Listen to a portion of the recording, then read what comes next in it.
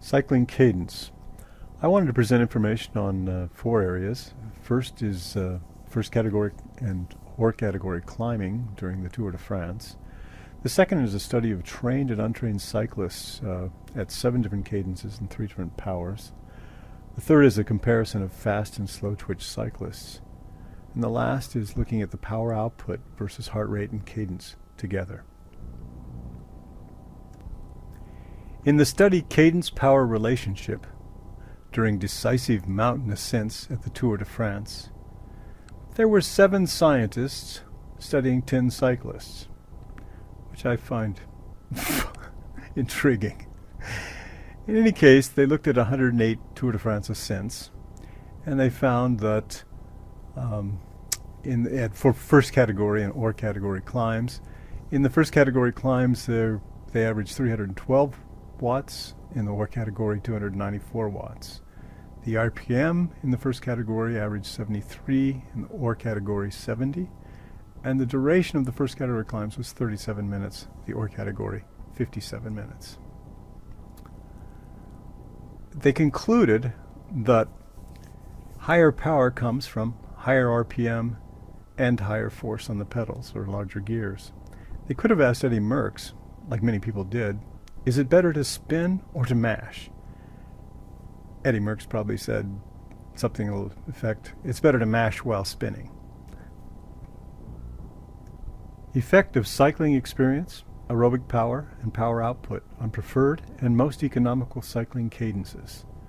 Marsh and Martin looked at 12 cyclists, 10 runners, and 10 less trained individuals. They tested RPM at 6 levels, including preferred cadence. The cyclists and runners were tested at 100 to 150 and 200 watts.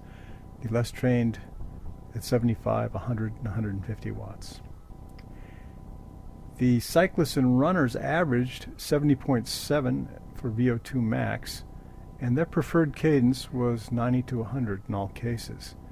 The less trained individuals had a VO2 max of 44.2 and had a preferred cadence of 80 at low power output, but 65 at 150 watts. The preferred cadences of all groups were significantly higher than their respective most economical cadences at all power outputs. Changes in power output had little effect on the most economical cadence, which was between 53.3 and 59.9 RPM in all groups.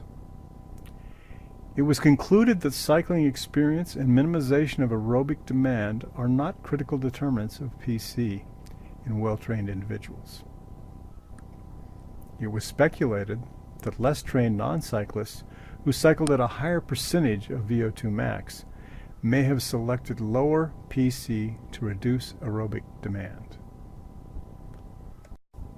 In mechanical efficiency of fast and slow twitch muscle fibers in man during cycling, Suzuki looked at 2 groups, one with 78% slow twitch muscle, the other with 76% fast twitch muscle.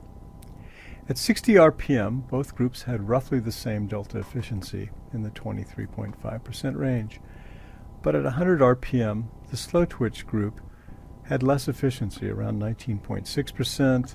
The fast twitch group had higher efficiency at 28.8% efficiency.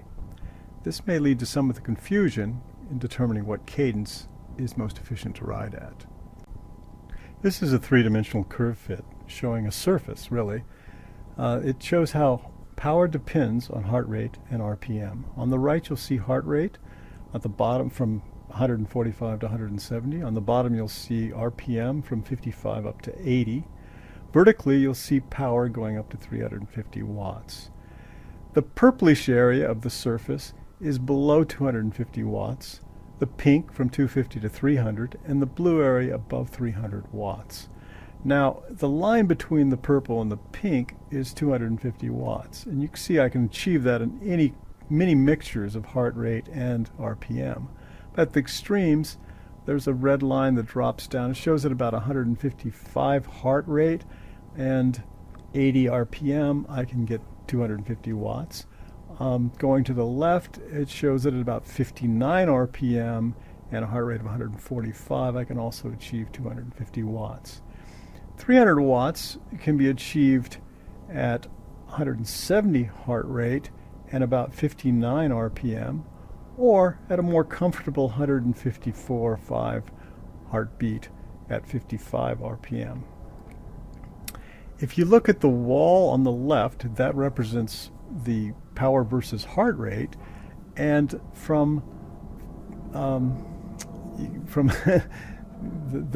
145 beats to about 155, there's a fairly steep gradient, an improvement of about 2 3/4 watts per heartbeat. But after 160, going from 160 to 170, the gradient is less, maybe 1 1/4 watts per heartbeat. If you look at the back wall, you'll see the relationship between RPM and power, and from 60 down to 55, there's an increase of 4 watts per unit reduction in RPM. If you look at the gradient a little further out, from 69 to 74, thereabouts, it's less of a gradient, less improvement. The big improvement seems to come at the low RPM level, and I can ride more effectively at optimum heart rate of 155 to 160 and best RPM 55 to 59.